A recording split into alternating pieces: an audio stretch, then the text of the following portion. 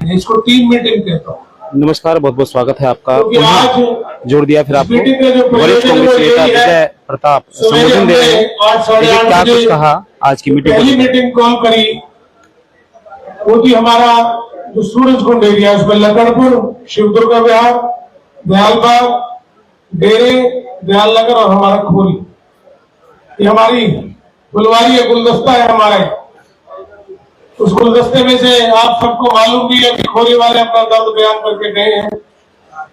पूरे गांव के गांव को उजाड़ दिया गया और मैं समझता हूँ कई हजार मकान थे, कई हजार। पप्पू जी कहा है 10,000 भी बताते हैं और 10,000 में नहीं होंगे तो कितने हजार मकान थे? 7,000। 10,000 बताते हैं पर ऑन रिकॉर्ड 7,000 मकान और 50,000 कम से कम लोग हैं जो उजाड़े। तो सबसे पहले खोरी शुरू होता, वहीं से शुरू कर रहा हूं मैं। और क्या बहाना दे दिया कि सुप्रीम कोर्ट के आदेश हैं। अरे भाई, आज अभी भी दिल्ली में तिब्बत वाली बस्ती बसी। भारत का ये धर्म था कि जब तिब्बत में आपदा आई तो वहां के लोगों को बसा।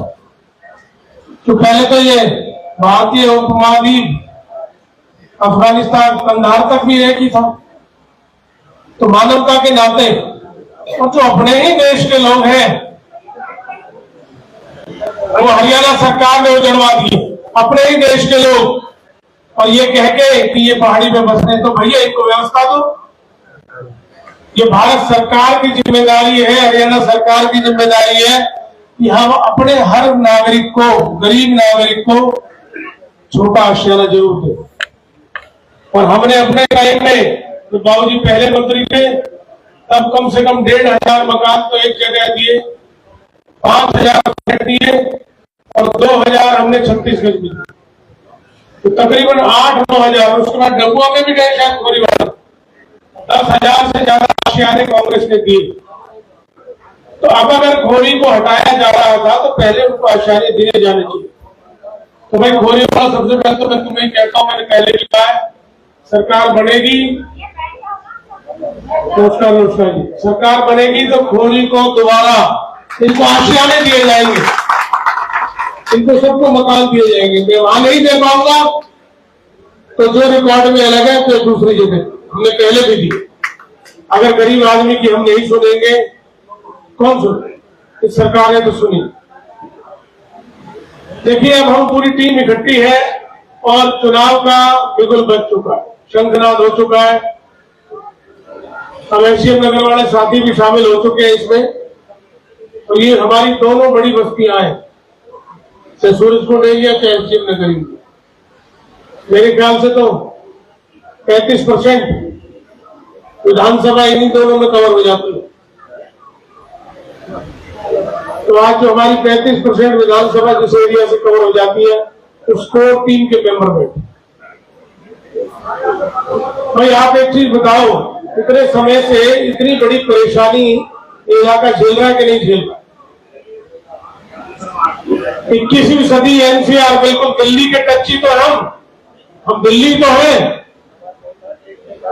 हरियाणा का जो सबसे प्रतिष्ठित शहर है वो फरीदाबाद ही तो हुआ करता था। गुरुजी, जब आप प्रिंसिपल थे गवर्नमेंट कॉलेज में, अभी आपको थोड़ी देर में देंगे वो, तब ये फरीदाबाद सबसे प्रतिष्ठित होता था, नहीं होता था? नंबर 1 एनसीआर में, नंबर 1 हरियाणा में फरीदाबाद। आस पड़ोस के जो शहर है, चाहे नोएडा है, ग्रेटर नोएडा है, आज बहुत तरक्की करके हमें खुशी होती, लेकिन हम कितने पीछे रह गए, हमें दुख। हम उन शहरों से 10-10 गुना आगे थे, आज वो शहर हमसे 10 गुना। आज आपको क्या मांगना चाहिए तो सरकारों ने बताइए। जब 2014 तक, 9 से 14 तक हमारी सरकार ने, चौधरी महेंद्र प्रताप जी ने, हुड्डा साहब ने, जो सीएम थे उस समय, क्या नहीं दिया? सारे इलाके को सड़क मिली। जहां खरंजन ईटे शिवदुर्ग विहार में कहता हूं, जब 10-10 फुट के गड्ढे थे, हर गली बनी, हर गली में पानी पहुंचा। 72 ट्यूबवेल लगे, 125 से ज्यादा ट्रांसफार्मर लगे, 2,500 से ज्यादा खंभे लगे। बूस्टर भी हमारे टाइम में बन गया था, चाहे चालू बात में हुआ कि आगे भविष्य में जरूरतों को देखते हुए बूस्टर बना, कॉलोनी को पास कराया, बीपीएल कार्ड जिनके बनने थे वो बनवाए, हर तरह की सुविधा देनी शुरू की। यही हाल हमारे एसडीएम नगर का भी था, वहां सब कुछ दिया। तो अब इन 10 सालों में क्या मांगना चाहिए था हमें? हमने मेट्रो भी दी, याद है आपको? 2014 तक बल्लभगढ़ तक मेट्रो गई, यूनिवर्सिटी बनी नई, वाईएमसीए कॉलेज बने नए, ईएसआई मेडिकल कॉलेज तक आया, ये सूरजकुंड रोड सिंगल लेन से बहुत थी, ये 4 लेन कराई, तमाम बड़ी रोड बनाई, नेशनल हाईवे पे मेट्रो तो दे दी थी 2014, नेशनल हाईवे पे तमाम पुल हमारे टाइम में पास हुए। जब विकास का पहिया यूं चला और 2014 में चुनाव आया तो लोगों ने एक बदलाव सोचा कि 10 साल हो गए, कई दफा ऐसा हो जाता है आदमी जो ना तो ज्यादा घी खा के भी ना घी अपच कर देता है, हो जाता है ऐसे ही, ज्यादा मीठा भी नहीं खाया जाता कई बार, फिर 1 कटोरी 2 कटोरी 4 कटोरी, फिर कहता है जब खीर नहीं खानी थोड़ी मिर्च खाने का शौक।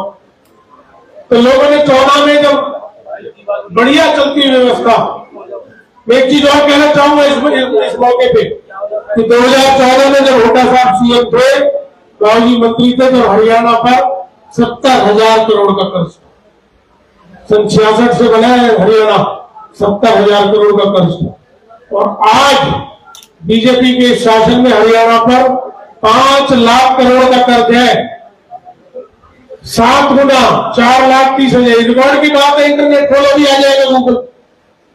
7 गुना कर्ज, 4,30,000 करोड़ रुपए कहीं लगा दिख रहा आपको? तो जब इतने काम हमने करा दिए और लोगों का बदलाव का मन था, लोगों ने सरकार बदल दी, तो हमने भी सोच लिया भाई 10 साल हो गए, शायद बदलाव लोग चाह रहे हैं, और बड़े बड़े जुमले ये सरकार दे रही है बीजेपी की, 15 लाख देंगे, हर एक को मकान देंगे, 2022 तक हर गरीब को मकान मिलेगा। लेकिन 2022 से पहले थोड़ी बस्ती उड़ा दी, वहां के गरीब उड़ा दिए और मकान देने की बात हुई। किसान क्या है, दोगुनी करेंगे, 2 करोड़ रोजगार देंगे, इस सब चीज में सरकार बदली। तो बदलने के बाद आपको क्या मांगना चाहिए? आज 10 साल अगर सरकार ने काम किए होते तो आपको क्या मांगना चाहिए? आपकी मेट्रो गुड़गांव तक पहुंच जानी चाहिए थी, नहीं जानी चाहिए थी? आपके यहाँ नई यूनिवर्सिटी, नए कॉलेजेस बनने चाहिए थे, बनने चाहिए थे ना, नए अस्पताल बनने चाहिए थे, स्पोर्ट्स सिटी बननी चाहिए थी। ये सूरजकुंड रोड जो हमने 4 लेन बनाई थी, आज इसमें 2 से 3 जगह पुल की आवश्यकता होगी, क्योंकि आबादी दुगनी हो गई है, या पुल बन जाने चाहिए थे, एसटीपी नए बन जाने चाहिए थे। हमारे यहाँ जो कचरा नियंत्रण, वेस्ट मैनेजमेंट के यूनिट्स हैं, ये 2 नए लग जाने चाहिए। आपको ये मांगना था, आपको अपने बच्चों के लिए रोजगार मांगने थे, और आज आप मांग क्या रहे? मैं जिस बस्ती में जाता हूं, जिस सेक्टर में भी जाता हूं, चाहे हुड्डा के सेक्टर हो, कॉर्पोरेशन के एरिया है, हर आदमी क्या कहता है जी पानी ठीक नहीं आ रहा, सीवर ओवरफ्लो करता है, सड़क टूट गई तो रिपेयर नहीं होती, पार्क मेंटेन नहीं होते, सड़क पे झाड़ू लगाने वाले कर्मचारी आते नहीं है, लोग अपने पैसे से, अब गरीब आदमी तो कर नहीं सकता, लेकिन सेक्टर में तो लोग अपने पैसे से 10,000 रुपए देते हैं और अपनी गली साफ करा। हर गली 10,000 में साफ हो रही है, हर पार्क के लिए 20,000 25,000 लोग इकट्ठा करते हैं, वहां माली लगा रखा है, वहां हॉर्टिकल्चर होती है, जबकि बाकायदा हॉर्टिकल्चर डिपार्टमेंट का सैकड़ों करोड़ रुपए का बजट है। वो पैसा कहाँ है? हर आदमी सीवर जाम हो जाए तो 1,000 2,000 देके आदमी अपना सीवर साफ करा। सड़क टूट गई है, ग्रीनफील्ड में तो ये हालात है, कुछ भाई बैठे हैं, आज ग्रीनफील्ड की मीटिंग नहीं है, लोगों ने अपने पैसे से सड़क बनाई है। वहां पर मैंने सुना क्या, मुझे मालूम भी है, लोगों ने आधा पैसा लोगों ने इकट्ठा किया 50%, और 50% वहां के पार्षद कैलाश फैसला ने। वहां मेरे ख्याल से 20-30 से ज्यादा रोड ऐसे बनी है, इससे ज्यादा शर्म किसी सरकार के लिए क्या हो कि पार्षद थी मेरे ख्याल 50 गलियां तो तुमने नहीं बनवाई, 50 अपनी जेब से 50 जितने भाई ने बनवाई, मैं गया उद्घाटन पर। ये हालत कर दी है। हम मांग क्या रहे हैं?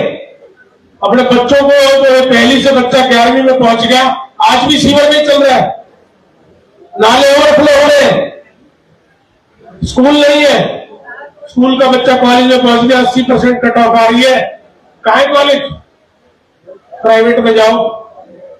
गवर्नमेंट कॉलेज में 75-80% एडमिशन नहीं है, क्यों भाई? गवर्नमेंट कॉलेज कहां से देते हो आप? नए कॉलेज नहीं बसाओ।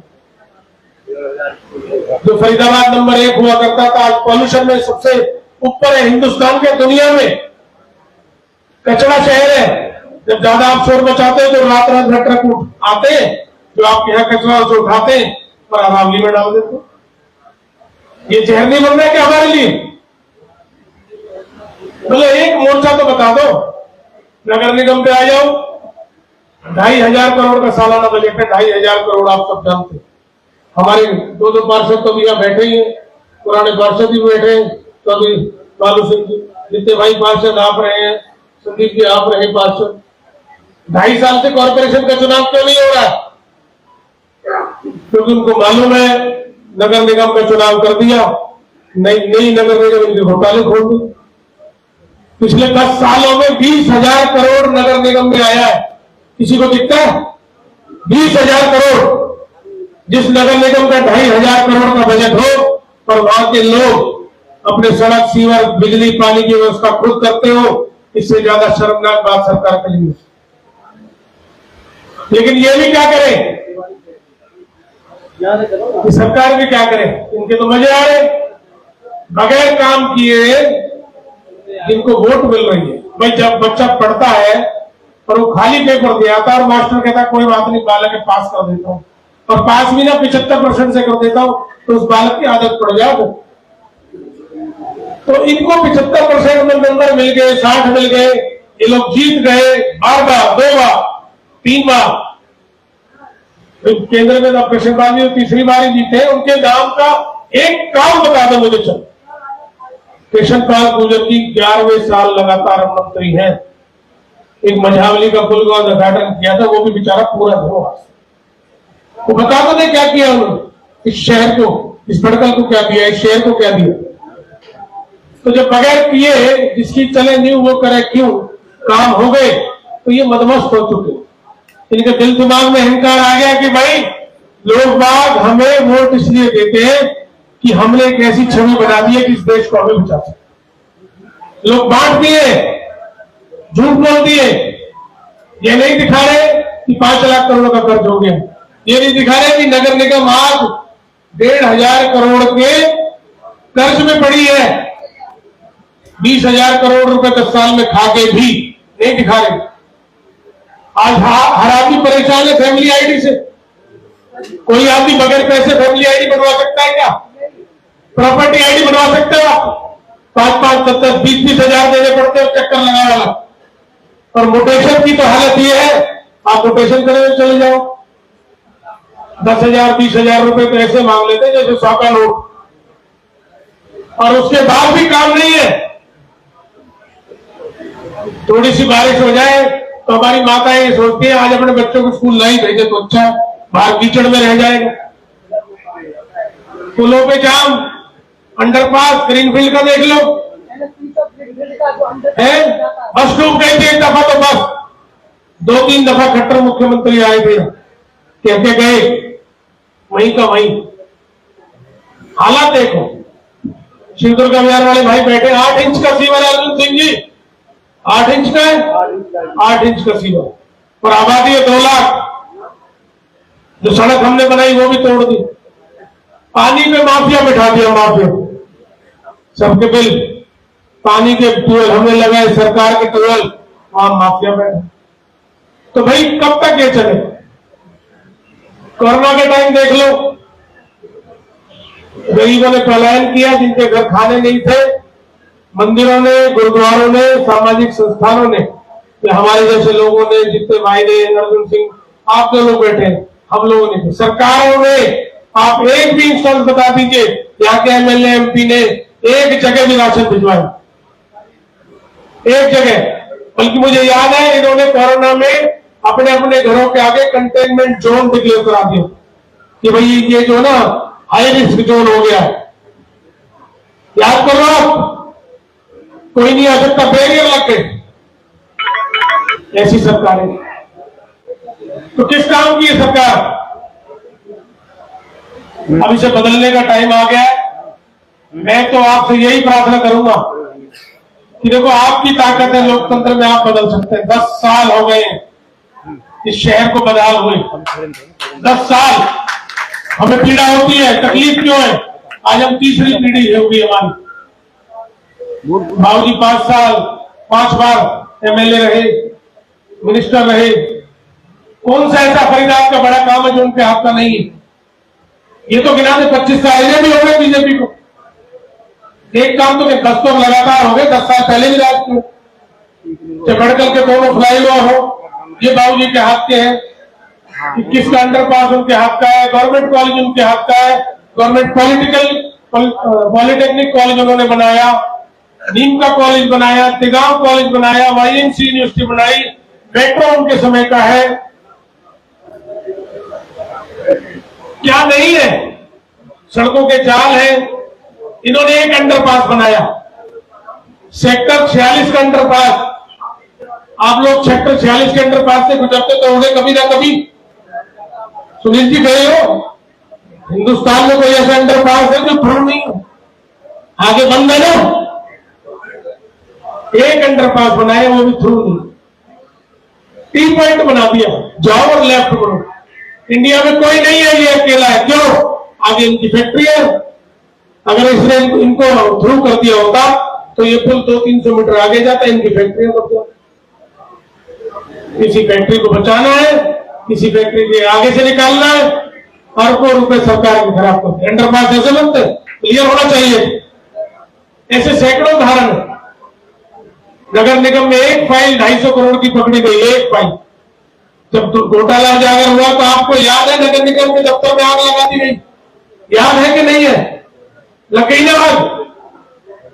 क्यों? क्योंकि 20 फाइलें थी, कम से कम 5,000 करोड़ का घोटाला था वो।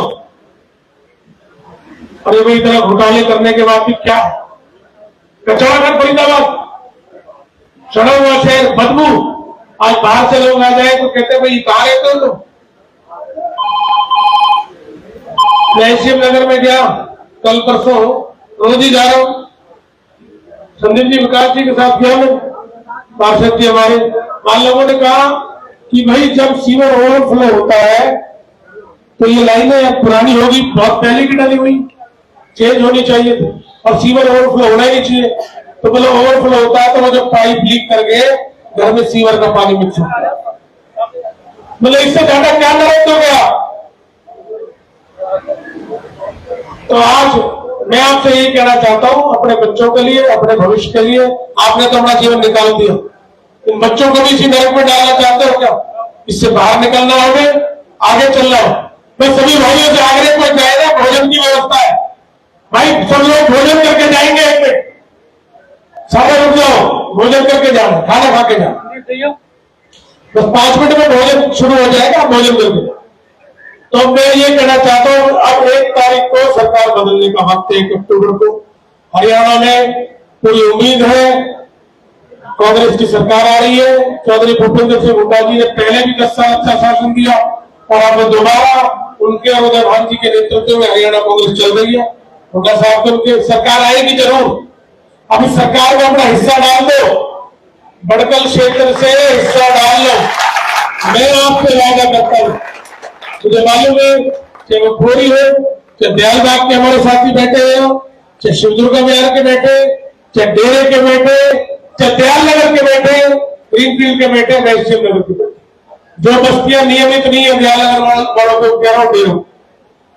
अभी नोटिस आए थे सुप्रीम कोर्ट से जान बची आप, और जब जब बीजेपी आई है सुप्रीम कोर्ट से जान बचानी पड़ती है, हाईकोर्ट।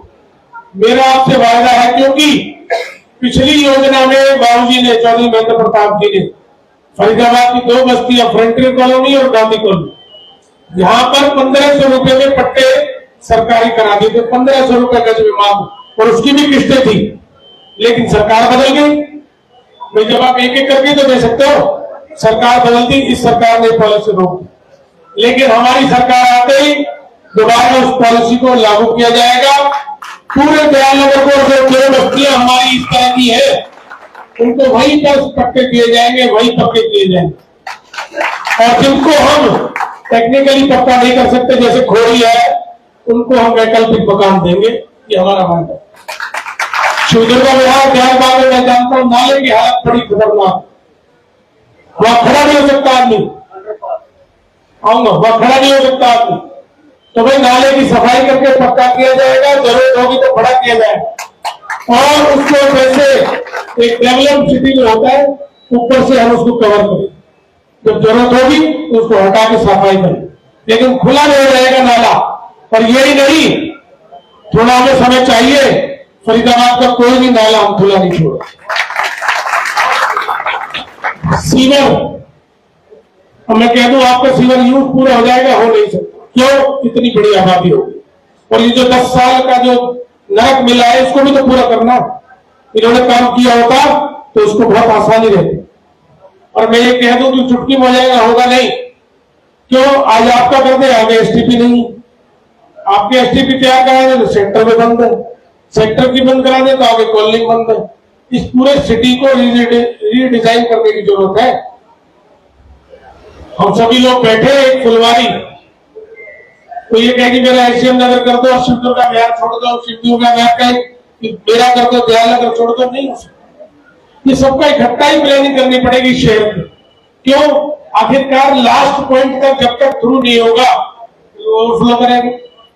इस पूरे सिटी को रीडिजाइन करने की जरूरत है, और इस दफा हम उसी पे काम करें कि हम टेल से लेकर बिल्कुल स्टार्टिंग से टेल तक हमारे जितने भी पॉइंट एसटीपीज के बनने हैं, जितने डिस्पोजल बनने हैं, हम उसकी योजना भी साथ के साथ बनाए। क्यों? पता चलता है जी 21 सेक्टर का तो निकल गया, अभी 21D में जाकर रुक गए, और रोज ये झगड़ा, रोज। और अब तो नई बात आ गई है, डिस्पोजल दे दी एफएमडीए को, शहर है नगर निगम में, शिकायत करने जाओ नगर निगम में, वो कहते हैं एफएमडीए जाओ। एफएमडीए कहता है हमारे पास तो स्टाफ नहीं। ये एफएमडीए और नगर निगम का झगड़ा भी हमें खत्म करना। इस शहर में दो इस तरह की अथॉरिटी करना लोगों को घुमाने वाली बात। तो वही रीडिजाइन करेंगे। सीवर हमारी प्राथमिकता है, ड्रेनेज हमारी प्राथमिकता है, सड़क हमारी प्राथमिकता, और ट्यूबवेल से काम चलेगा। ट्यूबवेल तो हमने 500-700 लगाए, सब सूख ली। अब तो बूस्टर चाहिए, चाहे वो गांव हो, चाहे कॉलोनी हो, चाहे सेक्टर हो। परमानेंट इलाज है, रेनीवेल भी है और भी है। रेनीवेल के अलावा भी मैं बताऊं आपको, ये बिल्कुल अनपढ़ तरह की सरकार चल रही है। पानी के बहुत स्रोत है हमारे पहाड़ों में, इतनी बड़ी बड़ी खाने, ये बढ़कर लेक को सीवर से भर रहे हैं। जो सरकार गलियों के सीवर ठीक नहीं कर पा रही, वो कह रही है कि मैं सीवर को ट्रीट करके बड़कों को भर दूंगी। किसी को यकीन है क्या? अरे जो गलियों का सीवर नहीं ठीक कर पा रही, छोटे छोटे नाले साफ नहीं कर पा रही, वहां खड़ा नहीं हो सकता बड़कों में जाकर बदबू आने लगे। जो सीवर का पानी जा रहा है, और उससे क्या होगा? भूजल हमारा फिर खराब होगा। इसमें केमिकल भी तो है सारे इलाके के। अभी आप देखिए ना, टीडीएस बढ़ रहा है, हर आदमी की शिकायत है, हर आदमी के बाल सफेद हो जाते हैं, सबको एलर्जी है, आंखें सबकी खराब है। ये पानी तो है, लेकिन हम सोच ही नहीं रहे, अपनी पीढ़ियों के लिए नहीं सोच रहे। पीढ़ियों की सोचो भाई, हमें परमानेंट सॉल्यूशन करना है, परमानेंट। और ये परमानेंट सॉल्यूशन अगर आपने मुझे मौका दिया तो मैं ये परमानेंट सॉल्यूशन करके रहूंगा।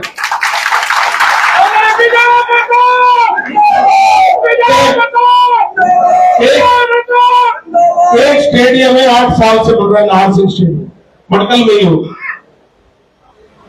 और इंटरनेशनल स्टेडियम से जब छोटे छोटे थे तो देखते थे मैच। लास्ट मैच हुआ था कपिल देव ने बॉलिंग की थी इंडिया वेस्ट इंडीज, उसके बाद बंद। 125 करोड़ पहले दे दिए, 292 करोड़ और खा गए, अभी तक स्टेडियम पूरा नहीं। और एक स्टेडियम एक पार्क से अब शहर चलने वाला नहीं है भाई। इस शहर को स्पोर्ट्स सिटी की जरूरत है, स्पोर्ट्स सिटी। इस शहर में कम से कम 50 से 100 मैदान होने चाहिए, इतनी आबादी आज बच्चों। ये बात बड़ी किताबी लगेगी आपको, ये 50 से 100 मैदान कहां बनेंगे, स्पोर्ट्स सिटी कहां बनेगी? आज तो कम्युनिटी सेंटर बनाने की जगह नहीं बची कॉलोनियों में, स्कूल बनाने की जगह नहीं बची, पार्क बनाने की जगह नहीं बची, सब बेच दी सरकार ने। लेकिन मैं आपको बताता हूं, हमारी सरकार आएगी। अभी आप इस पहाड़ पे देखिए, बायोटेक्नोलॉजी का इंस्टीट्यूट है, बहुत बड़ा इंस्टीट्यूट है सेंटर का, और वहां रिहायश भी है और इंस्टीट्यूशन भी है। जब वहां रिहायश और इंस्टीट्यूशन की परमिशन मिल सकती है तो इसमें कोई फॉरेस्ट की वायलेशन नहीं है। हम इस अरावली के अंदर, समझौल इलाका देखकर अरावली के अंदर हम इस फरीदाबाद को स्पोर्ट सिटी देंगे, ये मेरा आपसे वादा है। इन्होंने एक मेट्रो का बिल नहीं लगाया, गुड़गांव तक हम मेट्रो देंगे, गुड़गांव तक मेट्रो जाएगी। इन्होंने वायदा किया, पूरा नहीं किया, और पलवल तक भी जाएगी। अब आजाद टोल पे, फरीदाबाद टोल लग रही है कि नहीं है? सोहना जाओ टोल, गुड़गांव जाओ टोल, बदरपुर जाओ टोल, पलवल जाओ टोल, कोसी जाओ टोल, आगे चले जाओ कलेक्टर फरीदाबाद से नोएडा की तरफ जाओ तो टोल। क्या दुनिया में ऐसी टोल लगी देखी किसी ने? इसको जजिया करके थे। किसी भी शहर में हिंदुस्तान के 1 या 2 टोल से ज्यादा नहीं हो। और स्वयं नितिन गडकरी ने कहा कि 7 किलोमीटर तक तो हो ही नहीं सकता। मतलब टूटी सड़कें, जाम, गुड़गांव रोड में तो 1-1 घंटे जाम लगता है। गदपुरी चले जाओ, 1 घंटे से पहले निकल सकते। जाम, टूटी सड़कें, जाम और टोल, और गलती से किसी का फास्टैग नहीं है तो डबल जुर्माना। ये माफिया चल रहा है, माफिया। 20 साल से ये टोल चल रहे हैं जो अपनी लागत से दोगुना पैसा कमा चुके। पीछे हुड्डा साहब भी आए थे, दीपेंद्र हुड्डा जी भी आए थे, और मंच से उन्होंने मैंने घोषणा कराई थी कि फरीदाबाद से ये टोल बंद होंगे। हरियाणा में कांग्रेस सरकार बनेगी, चाहे गुड़गांव टोल है, चाहे सोना टोल है, चाहे बदरपुर टोल, ये 3 टोलों से शहर को निजात मिलेगी, ये मैं आपसे वादा करता हूं। और मैंने अपने नेताओं से बात की है कि मुख्यमंत्री लेवल का काम है, हुड्डा साहब से, दीपेंद्र जी से, हुड्डा जी से मैंने आश्वासन लिया है। तो पहले भी घोषणा करके गए और अब दोबारा भी जब चुनाव में आएंगे तो घोषणा करेंगे। 10 साल में कोई मेडिकल, कोई कॉलेज और यूनिवर्सिटी इस शहर पर नहीं मिली। हम इस शहर को, क्योंकि आज बच्चे 80% नंबर ला रहे हैं, जगह नहीं है, हम इस शहर को कॉलेज भी देंगे, यूनिवर्सिटी भी देंगे और हॉस्पिटल भी नहीं देंगे। हमारा प्लान। अर्जुन सिंह जी बात कर रहे थे, आप सब लोग भाइयों ने की, हमारी इतनी बड़ी समाधि के लिए अब कोई अंडरपास और फ्लाईओवर नहीं।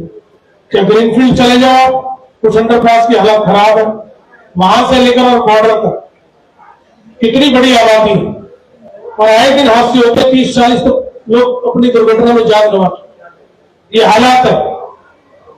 तो मैं आपसे वादा करता हूं, यहां से ग्रीनफील्ड से लेकर और बॉर्डर तक हमको एक अंडरपास बनाना है। उसकी व्यवस्था हम पॉइंट करके कहां बन सकता है, ताकि इस पूरे इलाके को एक नया अंडरपास मिले और ये लाखों आदमी तुरंत ही नेशनल हाईवे तक पहुंच सके। मैं आपसे वादा करता हूं, जरूर ये हमारा विजन है और हमने किया है पहले। उस समय देखिए 55 करोड़ की ये सूरजपुर रोड हमने बनाई, ये 6-7 साल टूटने के बाद 5-6 साल में रिपेयर की उन्होंने। लेकिन आज इतनी बड़ी आबादी आ गई, अब इसको भी नेशनल हाईवे की तरह ही डेवलप करना पड़ेगा। यहाँ भी कई लाख की आबादी, तो यहाँ 2 से 3 पुल मेरी नजर में है। सबसे जरूरी तो वो अनंतपुर वाला जो एरिया है, ये यहाँ जाम लगता है। क्या जरूरत है कि अंडरपास बने, चाहे पुल बने, इस इलाके के लिए बनेगा, ये जरूर हमारे विजन के अंदर है। और इस शहर को सॉलिड वेस्ट मैनेजमेंट की 2 प्लांट भी चाहिए, क्योंकि कचरा आजकल सब चीज पैकेट हो गई। बॉटल आई फेंक दी, बॉटल आई कचरा फेंक दिया, पॉलिथीन। जब तक इसका निस्तारण नहीं होगा, वेस्ट मैनेजमेंट नहीं होगा, रिसाइकिल नहीं, तब तक समस्या का परमानेंट सॉल्यूशन नहीं हो सकता। और एक प्लांट लगा था आज से 15 साल 20 साल पहले, वो अब जर्जर हो चुका है। कोई नियम उसमें फॉलो नहीं हो रहा है, सरकार की मिली भगत से पैसा कमा रहे हैं, और 50 गांवों में कैंसर उसने कर दिया, क्योंकि नीचे आकर जाता है और भूजल में शामिल होता है। आसपास के कोई ऐसे गांव नहीं है जहां 100 कैंसर पेशेंट। यही हाल बढ़कर लेक का कर देंगे, इसका तो काम मैं रुकवाऊंगा। इसको स्वच्छ पानी से भरेंगे। इतना पानी हमारे पहाड़ में है, अरावली में है, केवल 10-20 करोड़ की परियोजना से ही उड़ा जा सकता, लेकिन इनको तो पैसे खाने। रुपए का गैस सिलेंडर मिलेगा, 300 यूनिट बिजली माफ होगी, 6,000 रुपए हमारे बुजुर्गों के लिए, और हमारी जो माता बहने जो विधवा उनके लिए पेंशन होगी। आप रजिस्ट्री कराने जाते हैं, 2-2, 4-4, 5-5 लाख के स्टाम्प ड्यूटी भरते हैं, टोकन लगाते हैं। आज कहते 100 टोकन लगे, कल आना भाई, अब परसों आना, सर्वर डाउन है, 50,000 दे दो तो 1 मिनट में सर्वर चल जाए। उस तहसील में बाथरूम भी नहीं है, क्या हालत, बाथरूम भी नहीं है उस तहसील में, रोड गार्डन में टॉयलेट नहीं है।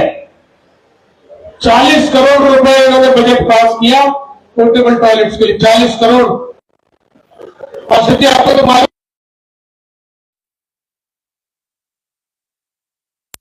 दिखता है नहीं, वो दिखाओ। आज हमें नए कम्युनिटी सेंटर की जरूरत है, चाहे हमारी एसएम नगर कॉलोनी है, चाहे हमारी शिवदुर्गा विहार कॉलोनी, चाहे हमारी दयालबाग है। एसएम नगर और शिवदुर्गा विहार तो हमारी इतनी बड़ी है, इसमें कम से कम 2 कम्युनिटी सेंटर, 2 चाहिए। ये हमारा वायदा है, 2 कम्युनिटी सेंटर यहाँ देंगे। काम की व्यवस्था करेंगे, हेल्थ सेंटर चाहिए। आज हेल्थ सेंटर नहीं है, दोनों बस्तियों के लिए एक हेल्थ सेंटर भी चाहिए। एक सूरजकुंड एरिया का होगा, एक हमारा एसएम नगर एरिया। बड़े हेल्थ सेंटर देंगे ताकि हमारा एरिया कवर हो। ये हमारा विजन है, और आऊंगा उसमें भी आऊंगा। और भाई एक इंपॉर्टेंट बात मैं कहूंगा कि ये हमारा जो समाज है, ये भाईचारे से, हिंदुस्तान किसका प्रतीक है? भाईचारा। दुनिया में अगर सबसे ज्यादा, जो सबसे ओल्डेस्ट वो है ना, ट्रेडिशन कर लो, परंपरा हमारी, कल्चर, संस्कृति भारत की, वो क्यों है? क्योंकि यहाँ मिलजुल के रहने की व्यवस्था है, सभी जीवों में ईश्वर को देखने की व्यवस्था है, किसी को तंग नहीं करना नाजायज इसकी व्यवस्था है, अहिंसा हमारा धर्म है। आइए, तो ये जो फुलवारी है क्यों बनी? ये इसलिए बनी कि एक दूसरे के साथ मिलकर चले। और मैं देख रहा हूं हमारे मेयर साहब बैठे, हरियाणा के पहले मेयर हैं, बाबू महेंद्र प्रताप जी ने बनवाया था इनको, उस समय तो मुख्यमंत्री जी से लड़के बनवाया था। भजनलाल जी सीएम थे, बाबूजी मंत्री थे, लड़के बनवाया पहला प्रवासी मेयर, सन 94 मिला। लेकिन क्या है, आजकल जो नए लोग हैं ये अपने इतिहास को भूल रहे। आज इतने नए नए संगठन मैं फरीदाबाद में देख रहा हूं, कोई किस संस्था का, कोई किस संस्था का। अच्छी बात है संगठन बनने, तो बाहर से आदमी आता है, ये शहर क्यों बताओ? अगर प्रवासी भाई नहीं आते तो फरीदाबाद तरक्की नहीं। इंडस्ट्रियल टाउन हिंदुस्तान और एशिया के नक्शे पे क्यों छाया? क्योंकि प्रवासी भाइयों ने आके यहाँ इंडस्ट्रियलाइजेशन को मजबूत किया, उसको आगे बढ़ाया, रोजगार, उन्होंने काम करके दिखाया कि मेहनत कैसे होती है, और फरीदाबाद टॉप पे आए, एशिया का मानचित्र, तो इन प्रवासी भाइयों की मदद से। तो हमारे लोकल भाई और हमारे प्रवासी भाई, इन्होंने मिलके, आज तक आप देखो, इन्होंने मिलके इस फरीदाबाद को आज इतना बड़ा शहर बनाया। आज यहाँ 60 लाख की आबादी है। लेकिन एक आदमी मुझे ये बता दे, पिछले 50-60 साल में कभी भी इस फरीदाबाद शहर में कोई दंगा तो नहीं हुआ, कोई धार्मिक झगड़ा तो नहीं हुआ। ये प्रतीक है कि फरीदाबाद कितनी शानदार सिटी है, या भाईचारा कितना मजबूत है। लेकिन क्या हुआ, पीछे राजनीति इतनी भारी आई है कि मेरा ये समाज है, मैं मिथिलांचल से हूं, मैं पूर्वांचल से हूं, मैं उत्तरांचल से हूं, ठीक है जी, मैं राजस्थान समाज से हूं, मैं दिल्ली समाज से हूं, अलग अलग बना दी और अलग अलग राजनीति कर दी। लेकिन मैं उन सभी से पूछना चाहता हूं, 10 साल में किसको मिला क्या है? वो ये बता दे, 10 साल में मिला क्या है इस बीजेपी सरकार? एक भी हमारे प्रवासी भाइयों को एक भी जमीन का टुकड़ा उनके भवन के लिए मुहैया कराया सरकार ने? बताओ, एक कराया हो तो बताओ। और कांग्रेस ने कराया, तमाम संस्थाएं कांग्रेस की भी हुई है, सब सारी संस्थाओं को भवन दिए हैं, हर संस्था में। 10 साल में एक तो नहीं मिला। छठ घाट की इतनी बड़ी मांग है, लाखों, कितने लाखों हमारे भाई बहन छठ के दिन पर टेम्परेरी इंतजाम करते। आप ये बताइए कि प्रवासी भाइयों के लिए छठ घाट की व्यवस्था इस बीजेपी ने की? कोई कम्युनिटी सेंटर, उनके भवन दिए? क्यों राजनीति कर रहे हो? किसकी बातों बना रहे हो?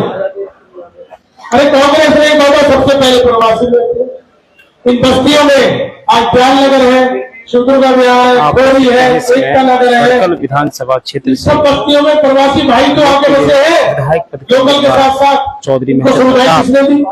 आज एक बड़ी जनसभा इनको को उजाड़ा संबोधित किसने? कर रहे हैं। बीजेपी ने। हमने बताया भाजपा सरकार की पोल आज खोल रहे 5 हैं। बस्ती प्रवासी भाइयों की बीजेपी ने तो उजाड़ी। देख सकते हैं लाइव तस्वीरें। कोई लोकल आदमी तो उस बस्ती में था नहीं, कोई गांव का आदमी बनेगा भाई, तो मेरी भी था कोई गांव का आदमी खोरी में, दवाई कॉलेज में गांव का था, राजीव नगर में कोई गांव का आदमी था। सारे हमारे बिहार और यूपी और उत्तरांचल के भाई रहते हैं, संतोष नगर में, एकता नगर में, किसान मजदूर कॉलोनी में। किसने उजाड़े? और अगर हमारे टाइम में सड़क बनने के लिए कुछ मकान लिए गए, हर एक को मकान मिला, हर एक को नया मकान। और फिर ये राजनीति, तो मैं यही कहना चाहता हूं कि चेंज ये बांटने का काम है। प्रवासी भाइयों को जो कुछ दिया है कांग्रेस ने दिया है, और 10 साल से हमारे शासन नहीं है, नहीं तो हम भी नहीं। लेकिन मैं आपसे वादा करता हूं, उस दिन चौधरी भूपेंद्र सिंह हुड्डा जी प्रवासी सम्मेलन में वायदा करके गए, हमारे नीतीश झा जी जो है कांग्रेस से एक बार खड़े नहीं जाता कि हमारे प्रवासी संगठन हरियाणा के अध्यक्ष है, कांग्रेस का जो प्रवासी संगठन हरियाणा के अध्यक्ष है, और हुड्डा साहब ने ये घोषणा की थी, कांग्रेस ने घोषणा क्या की थी हुड्डा साहब ने कि हरियाणा में प्रवासी कल्याण बोर्ड बनेगा, ताकि प्रवासी भाइयों के लिए एक अलग से बोर्ड बनाएगा। तो बोर्ड का चेयरमैन भी प्रवासी भाई होगा। फरीदाबाद के जितने भी हमारे प्रवासी संगठन है मुख्य, उसमें ज्यादा क्या है, हमारे उत्तरांचल के भाई हैं, हमारे पूर्वांचल के भाई हैं, हमारे मिथिलांचल के भाई हैं, और हमारे बिहार के, हमारे राजस्थान के भाई। ये 5 संगठन मुख्य है, और भी उसमें सभी के लिए वेस्ट बंगाल का अलग, वेस्ट बंगाल के संगठनों को पहले कई जगह कांग्रेस के समय में सेक्टर मिले हुए, 21 में मिला हुआ, 16 में भी मिला हुआ 16 में, लेकिन और भी कोई जरूरत है तो इस संगठन को भी मिलेंगे। हुड्डा साहब ने घोषणा की है, सारे संगठन को उनके भवन के लिए जगह मुहैया कराई जाएगी कांग्रेस के नेतृत्व में। और छठ घाट अलग अलग इलाकों में जहां जरूरत है हमें, जहां आबादी के अनुपात में, वहां छठ घाटों को बना के और तैयार करके हमारे संगठनों को हैंड ओवर किया जाएगा। ये भी हमारा, तो भाई सारी चीजें बदलने का टाइम आ गया है। अब आप चाहते हो कि हरियाणा में कांग्रेस की सरकार बन गई, उसमें अमित शाह डालना चाहते हो? आप चाहते हो फरीदाबाद फिर नंबर 1 बने? आपके बच्चे सड़क, सीवर, बिजली, पानी से ऊपर निकल के university, college, school, sports ground ये मांगे, मेट्रो मांगे, यही चाहते हो? तो भाई मुझे आशीर्वाद दे दो। 10 साल आपने बीजेपी को दे दिए, 5 साल मुझे दे दो, मेरा रिपोर्ट कार्ड चेक कर लेना। मेरे पिताजी ने बहुत ऊंचे बेंचमार्क स्थापित किए हैं, ईमानदारी में भी और काम में, लेकिन उन्हीं ऊंचे बेंचमार्क को और ऊपर हम और आप ले जाएंगे, और हमारा मिल के ले जाएंगे, ये बात से बात है। तो मैं हाथ जोड़ के आप सबसे आशीर्वाद भी चाहता हूँ। हमारे सारे इलाके के लोग, हमारे बड़े बुजुर्ग, माताएं, बहनें बैठी हैं, मैं जिसका बच्चा हूँ सबसे आशीर्वाद चाहता हूँ। मैं मुझे आशीर्वाद दो, जो मेरे भाई है बराबर के, वो मेरे कंधे मजबूत करके मेरे साथ चले, और भाई जो हमारे बच्चे हैं वो हमारे पीछे चले, ताकि हम बदलाव इस सिस्टम को मिल के बदल सकें। और एक और बात,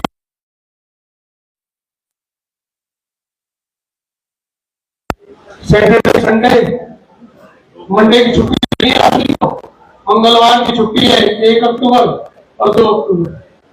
तो क्या करते हैं लोग, दुखी तो है सरकार से, कहते 5 छुट्टी आ गई, तो घर में पत्नी कहती घूमने चल दो। तो भैया घूमने नहीं जाना है, ये हरियाणा को बचाने की मुहिम है, ये फरीदाबाद को बचाने की मुहिम है। अगर भी घूमने नहीं जाना है, सबको एक एक आदमी को 10-10 आदमी के पास जाने की भाई वोट डालो। अगर वोट नहीं डालोगे तो 10-15% वोट नहीं डालेंगे ना, तो नाराज है सरकार से, तो सरकार को तो फायदा हो गया। और इसी वजह से ये जीत गए। पिछला चुनाव भी क्यों जीते, फरीदाबाद में वोटिंग हुई 50%, 52%। अगर वोटिंग 70% होती तो सरकार को तो, लेकिन जो लोग सरकार से दुखी है, उनको रोजगार नहीं मिला, जो रोज परेशान है, तो 4 दिन की छुट्टी उठा के 10 से 15% वोट चला गया, और उसी का परिणाम है ये फिर आपके सामने। तो भाई इस काम को जरूर कर देना। आप जो बैठे हो, आपको लगेगी चीजें पता है क्यों करे, ये बस सोच रहा कि मैंने कोई लेक्चर दिया, क्योंकि आप विजन को आगे ले जाओ। आपके माध्यम से पूरे इलाके में ये विजन फैलेगा कि कांग्रेस की सरकार आएगी, आपका बेटा आपका भाई विजय प्रताप बनेगा, तो हम इस शहर के लिए क्या करें। ये विजन इसलिए बनती है, नहीं तो मुझे मालूम है कि मेरे चुनाव को आप मुझसे भी ज्यादा ताकत से, ये बात मैं जानता हूं। पर बूथ का जो मैनेजमेंट है ये ध्यान कर लेना कि घर घर पर्ची चली जाए, ऐसी टीम बना लो मिलकर अब सारे भाई कि भाई एक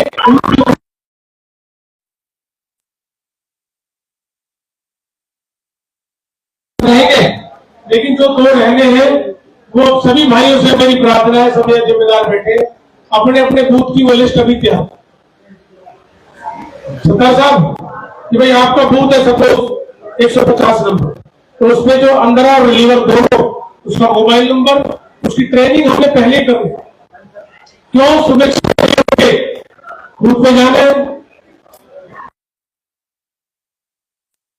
20 डलियों चेक करनी है, सील चेक करनी है, पूरे दिन voter ID voter card check करने हैं, मशीन में सील लगवानी है, फॉर्म 17 से मिलता है, जब पोलिंग ऑफिसर देता है कि भाई ये इतनी वोट थी, इतनी पोल हो गई, वो लेना है, वो इकट्ठा करके हमें देना है, मशीन को फिर सील करा के, और जहां पर स्टॉक रूम है दौलतराम धर्मशाला में वहां जाना है। भाई ये बहुत देर का काम, इस चुनाव में हमें लापरवाही नहीं करनी है। इतनी सी लापरवाही हो, आपको ध्यान है पिछले चुनाव में हम जीत रहे थे, 1 घंटा गिनती रुकी हरियाणा में 6 जगह, मेरी उदयभान जी की रणदीप सुरजेवाला, इजराइल, रतिया, थाने सब 6 की 6 सीट कांग्रेस जीत रही थी। 1 घंटे गिनती रुकी, ऐसे क्या हुआ कि 6 की 6 आ गई? भाई 1 8 2 3 हो सकती थी, 6 की 6 कांग्रेस जीतने वाली सीट। क्यों? 1 घंटे कोई लापरवाही हमसे हुई। अब वो लापरवाही ना हो जाए उसके लिए मैं आपसे प्रार्थना कर रहा हूं कि बूथ की मैनेजमेंट और अपनी पर्ची हम 10 दिन पहले भेज दें, सबके घर में पर्ची 10 दिन पहले भेज दो। ये मेरी आपसे प्रार्थना है। ये चुनाव मेरा नहीं आपका है और आपका चुनाव, और उसके बाद 1.5 महीना की बात है, 1 महीना 10 दिन, उसके बाद 5 साल मेरी जिम्मेदारी है। और सब भाइयों से मैं ये भी कहना चाहता हूँ, मेरे कुछ भाइयों को शिकायत रहेगी कि भाई कई दफा हमें संकोच हो जाता है कि हम घर जाएंगे, हमें बाबूजी मिलेंगे, आप मिलोगे नहीं मिलोगे, हम नए आदमी हैं, हमारा नाम जानते नहीं होगी, काम होगा नहीं होगा। दीक्षित जी बैठे गए हैं चंद्र के बिहार से, हाँ जी, दीक्षित जी ने मेरे को बताया, कोई भी बता दे कि भाई बाबूजी से मिले हो, आज तक बाबूजी ने जानते नहीं, तो उनका बाबूजी मेरा ये काम है, बाबूजी टेलीफोन किया काम। तो हमारी यही परंपरा है, यही कायम रहेगी आगे भी। हम किसी भाई से उसकी पहचान नहीं पूछेंगे, तुम ये नहीं पूछेंगे तुमने वोट दिया नहीं दिया, हम ये भी नहीं पूछेंगे कि भाई फलाने को लेके आओ, मंडल जी को लेके आओ।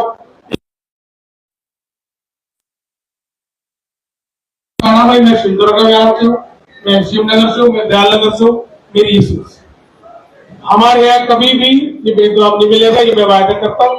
कुछ भाइयों की शिकायत आई थी तो मैं उनके संकोच के लिए इस बात को कह रहा हूँ, ऐसी नौबत नहीं आएगी, ना पहले कभी आई ना आगे भी। कई बार भ्रम फैलाया जाता है, विपक्षी लोग भ्रम फैलाते हैं और उसी प्रोपेगेंडा का ये हिस्सा है। मैं पुनः आप बहुत बहुत